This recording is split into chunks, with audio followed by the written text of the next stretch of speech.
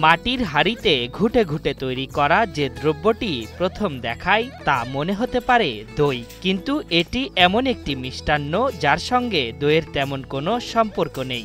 এটি এক ধরনের গুড় যার আছে ১৫০ বছরের ঐতিহ্য।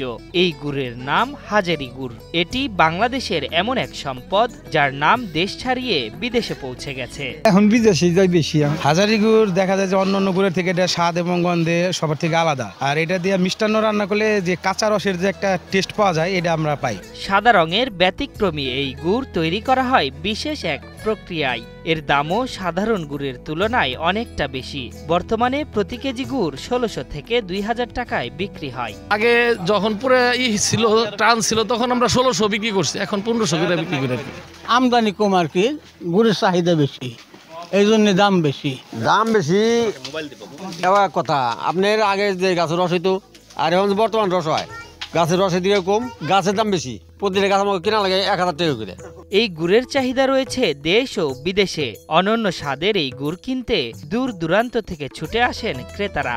আর চাহিদা থাকলেও পণ্য সরবরাহ করতে পারেন না বিক্রেতারা। এবছর যে গুড় হয়েছে তাতে আমরা যে গুড় করে পারিনি কে, এই সিল দিতে পারিনি কে, মানে গ্রাহক বেশি আসছিল। মানিকগঞ্জ জেলার ঐতিহ্য হাজারি গুড়। ১৫০ বছরেরও বেশি সময় ধরে এই গুড়ের সুনাম ছড়িয়ে পড়েছে দেশ ও দেশের বাইরে। আছে নানা জনশ্রুতিও। শুধু মানিকগঞ্জ তা আমাকে এই যে হরিরামপুর আমাকে এই গ্রামটাই বেশি হয়, তাছাড়া অন্য হানে এই গুড়টা ওরা কেউ হয়ও না, বানাইতেও পারে না। এই গুড়ের উৎস খেজুরের রস। গাছের রস নামানো থেকে শুরু করে গুড় তৈরির মধ্যে রয়েছে আদি এক প্রক্রিয়া। এখন যে কোনো ব্র্যান্ডের পুরাতন এসি বদলে নতুন ওয়ালটন এসিতে উপভোগ করুন ২৫% ছাড়। সময়ের সঙ্গে সঙ্গে অনেক কিছুর পরিবর্তন হলেও হাজারি গুড় তৈরির এই প্রক্রিয়ায় কোনো পরিবর্তন আসেনি।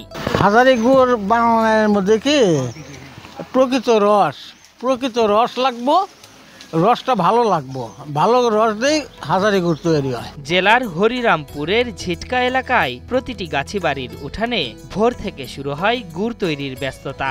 এ সময় তাদের সহযোগিতা করেন বাড়ির নারী সদস্যরা। সকাল ভোর ৫টায় থেকে পরিশ্রম করি, আমরা উঠি তখন আজানের পরে পরে আমরা উঠে পড়ি। তারপরে পানি গরম করি, রস গরম করি, হাঁড়ি দই, নাল দই, জ্বালা দই, ডাকুন দই, আমরা এই সমস্ত কাজ করি।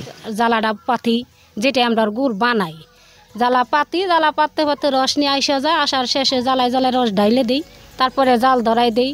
জ্বালাম করতে করতে করতে করতে গুড় হয়ে যায়। চালা, গালা, বাল্লা, গোপীনাথপুর সহ বিভিন্ন এলাকায় তৈরি হয়ে আসছে ঐতিহ্যবাহী হাজারি গুড়। এই পণ্য তৈরির পর স্থানীয় বাজারে সেগুলো বিক্রি করা হয়, তবে সবার কাছে পাওয়া যায় না বিশেষ এই গুড়। ওই চুরাই সিল, ২ নাম্বার ডুপ্লিকেট সিল, এরা অনেক সময় চুরি করে পলায় বিভিন্ন জায়গায় কম রেটে বিক্রি করে, কিন্তু আসলে ১ নাম্বার গুণ না। হাজারি গুড়ের ঐতিহ্য ধরে রাখতে নতুন করে খেজুর গাছ রোপণ ও গাছিদের সহযোগিতা করার কথা জানালেন মানিকগঞ্জ জেলা প্রশাসক। খেজুর গাছের কোনো নার্সারি যদি দেশের মধ্যে থাকে কোনোখানে, ওখান থেকে খেজুর গাছের চারা এনে লাগাবো, অথবা স্থানীয়ভাবে আমরা বন বিভাগ অথবা কৃষি বিভাগের মাধ্যমে খেজুর গাছের চারা উৎপাদন করে ওইগুলো জেলাব্যাপী আমরা লাগাবো। কারণ মানিকগঞ্জের ঐতিহ্যের সাথে মিশে আছে হাজারি গুড়ের নাম। জেলার হরিরামপুর উপজেলার ঝিটকা এলাকার কয়েকটি গাছি পরিবার এই গুড়ের ঐতিহ্য ধরে রাখতে প্রাণান্তর চেষ্টা চালিয়ে যাচ্ছেন। একসময় হাজারি গুড়ের সুনাম এশিয়া থেকে ইউরোপ পর্যন্ত ছড়িয়ে পড়েছিল। আশরাফুল ইসলাম, ৭১।